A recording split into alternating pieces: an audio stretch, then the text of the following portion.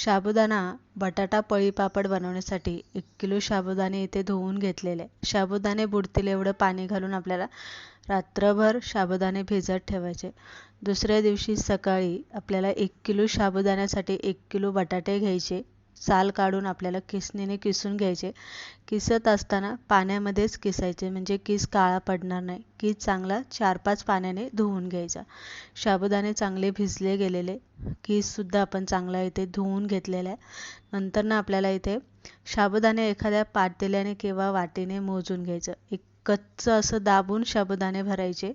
1 पातेल्या साबुदाण्यासाठी 2 पातेली पाणी घ्यायचे म्हणजे साबुदाण्याच्या डबल आपल्याला पाणी घ्यायचे.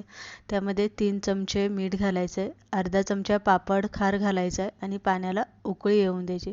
उकळी आली की साबुदाणे यामध्ये घालायचे आणि झाकण ठेवून उकळी काढून घ्यायची. साबुदाण्याला उकळी काढून घ्यायची.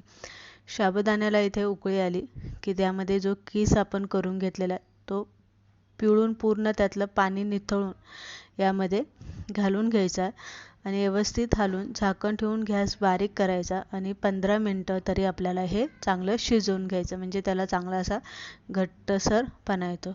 इथे बघू शकता साबुदाणे आणि बटाट्याचा किस व्यवस्थित शिजला गेलेला आहे.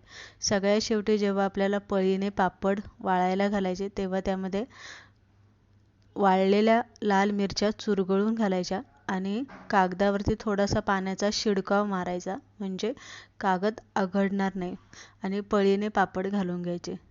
3 दिवस उन्हामध्ये वाळून घेतल्याच्या नंतरनं बघू शकताय छान असे काचेसारखे आपले पापड बनून तयार झालेले. तळल्याच्या नंतरनं एकदम पांढरं शुभ्र आणि खुसखुशीत झालेले डब्बल टिब्बल चौपट असे आपले पापड इथे फुलले गेलेले. तर अशा पद्धतीने आज आपण इथे साबुदाणा बटाटा पळी पापड बनवू.